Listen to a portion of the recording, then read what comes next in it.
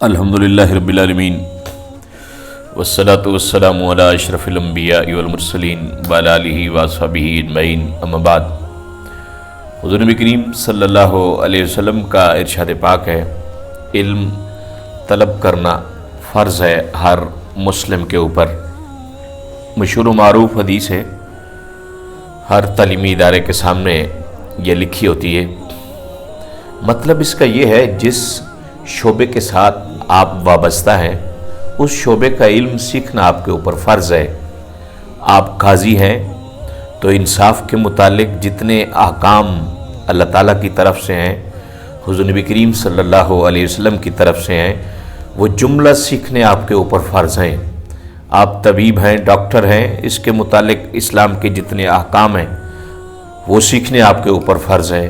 آپ معلم ہیں، استاذ ہیں، آپ حاکم وقت ہیں، حاکم وقت کی جتنی ذمہ داریاں ہیں، یہ سارے علوم سیکھنا ضروری ہے۔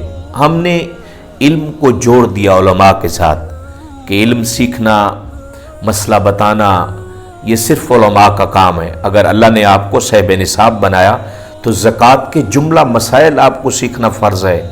اگر آپ کھیتی باڑی کرتے ہیں تو عشر کے جملہ مسائل سیکھنا آپ کے اوپر فرض ہے۔ اللہ تعالیٰ ہم سب کو یہ جو علم کا حکم ہوا، اس علم کی طلب کے لیے جستجو کرنے کی توفیق عطا فرمائے۔ اللہ تعالیٰ ہم سب کو عمل کی توفیق عطا فرمائے۔